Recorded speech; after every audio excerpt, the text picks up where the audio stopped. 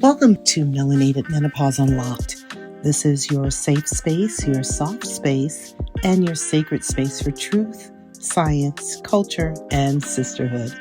I'm your host, Sharon Harris Rodriguez, and today we're talking about something that too many women whisper about, fear, or avoid altogether.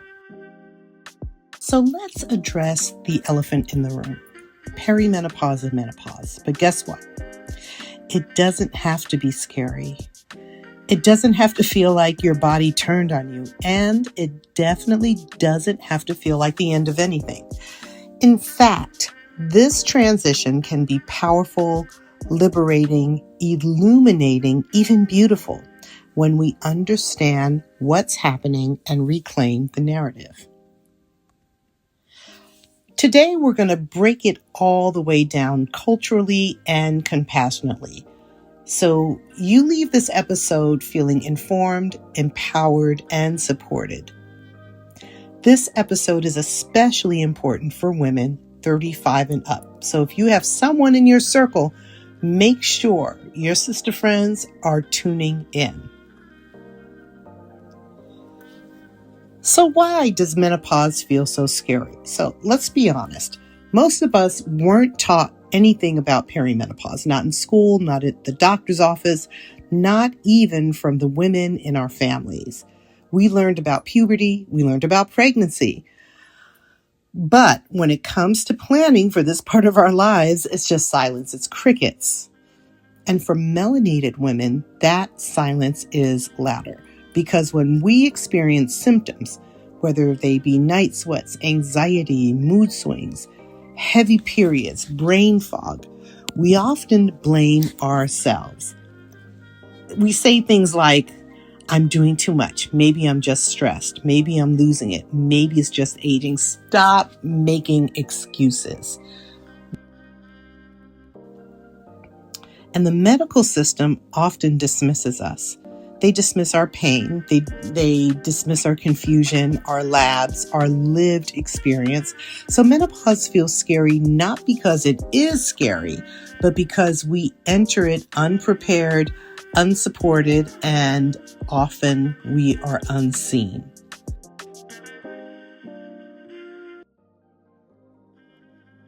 Let's talk about what perimenopause actually is. Perimenopause is not a disease. It's not a malfunction. It's not a breakdown. It's a transition. It's a hormonal recalibration and reset. So just to be clear, perimenopause is the period before you hit menopause. So we're in perimenopause. It could be up to 10 years before we hit a segment where we go 12 months without a cycle. After that 12th month hits, that is menopause. That moment is menopause that you're in. People say postmenopause, but this is just where you are. So think of it like the body is reorganizing, rewiring, and adapting as estrogen and progesterone naturally shift. So most women are going to start this transition around 35 to 45, and sometimes it's earlier, sometimes it's later. But how do you know? Well, there are some symptoms that are very common. So your periods will be irregular. You may have hot flashes or night sweats. There may be anxiety or irritability that seems to come out of nowhere. Sleep changes. That's one, like insomnia, weight changes, brain fog. There may be mood swings. Maybe you feel a little more tired, so you have a bit more fatigue than usual. But because your hormones are sending signals, they're asking for support, attention, and care. So here's the empowering part. Symptoms are not a life sentence. Okay, I'm going to say that again. Symptoms are not a life sentence. With the right information, nutrition, lifestyle shifts, and medical support, most symptoms can be reduced, eased, or even eliminated. So the journey of perimenopause into menopause is simply a new chapter. So here's a loaded question. Why do melanated women have a different experience? Now we have to talk about culture, history, and truth. So first, let's define who we consider to be melanated. Melanated women are women of color across the African diaspora, indigenous communities, Asian, Middle Eastern, Pacific Islander, and Latina cultures. Women whose bodies and lived experiences are shaped by higher melanin levels, cultural identity, and shared histories of resilience. And to be clear, melanated women around the world collectively make up the global majority of women in existence. Yet, there has been minimal effort historically to support our midlife needs, although we are watching that change in real time. Melanated women are more likely to enter perimenopause earlier, experience stronger symptoms, have longer transitions, be dismissed by providers, go misdiagnosed, have our pain undertreated, and navigate higher cortisol levels from lifelong stress. Now, this isn't imaginary. This is our real and lived experience. Our existence has resulted in cultural insensitivity and medical injustice. And this is just the weight of racism, bias, cultural science, and generational trauma showing up in our bodies. This is why education starting at 35 is essential, not optional. It's essential because prevention is power, information is care, and advocating for your body is protection. When we understand our hormonal timeline, we can walk into the season with preparation as opposed to fear. So how do we reframe menopause as power? So let's shift the narrative right here. Menopause is not a loss of youth. It's a return to yourself. You can be youthful even in this season. Your boundaries are going to get sharper, your intuition is louder, your purpose gets clearer, your voice gets stronger, your no gets faster, your wisdom becomes undeniable. And this isn't a decline, this is an ascension. In many cultures around the world, from indigenous tribes to parts of Africa to the Caribbean, women in menopause are considered elders, knowledge keepers, and power holders. Nobody whispers about menopause there. Nobody hides it. It's honored. We deserve the same reverence. We deserve the same respect. We deserve to celebrate the season just like we celebrate every other major transition.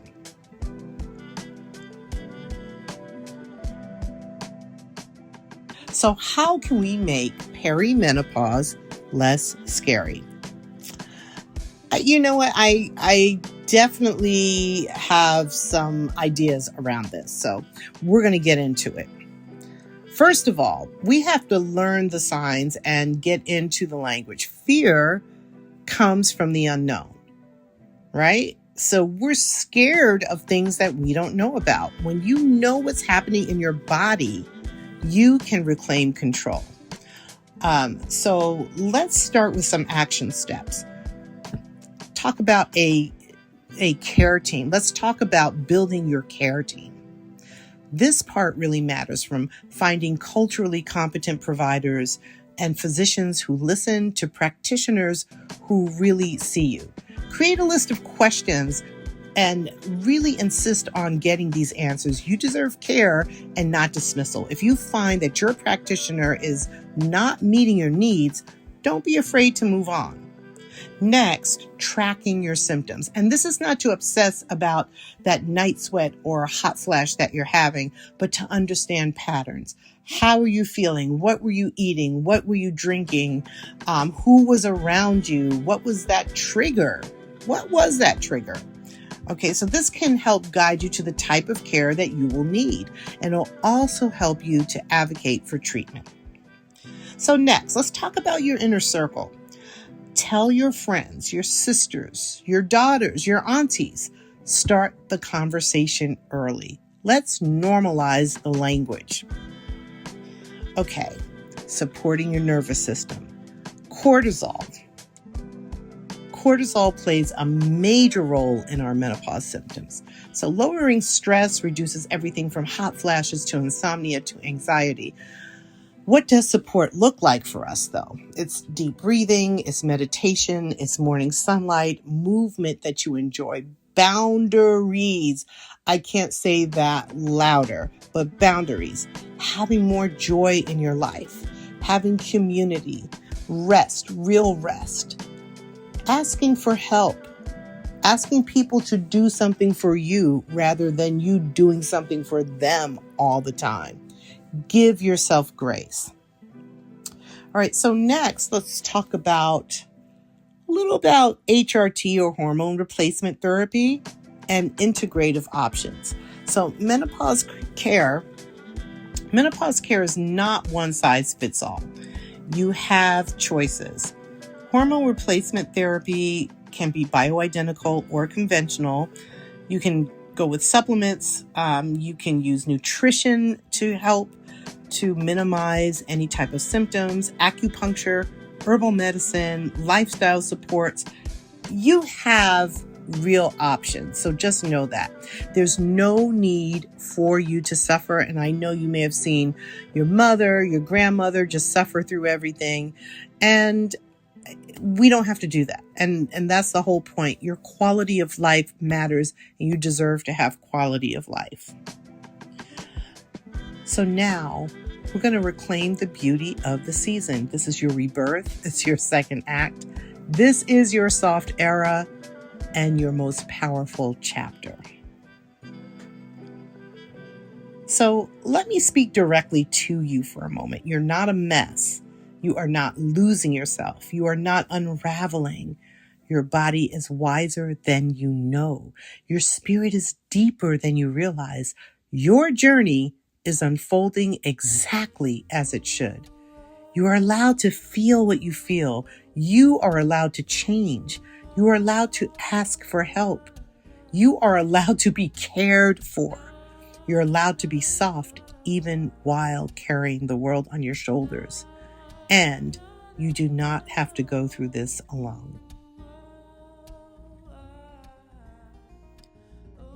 If today's episode helped you breathe a little deeper, if it helped you feel seen, if it reminded you that this season doesn't have to be scary, then please share it with another woman who might need this message. And if you're ready for community education tools and a sisterhood that understands, follow us on Instagram at Melanated Menopause, where you will find useful links. Join our private Facebook group where you can interact with our community and find real sisterhood and support, as well as medical professionals who are part of our group. Your journey deserves guidance, your symptoms deserve answers, and your story deserves celebration. I'm your host, Sharon Harris Rodriguez, and thanks for joining me today. Until next time, take care of your body, protect your peace, and remember, this transition is the beginning of your next beautiful chapter. Thanks for listening.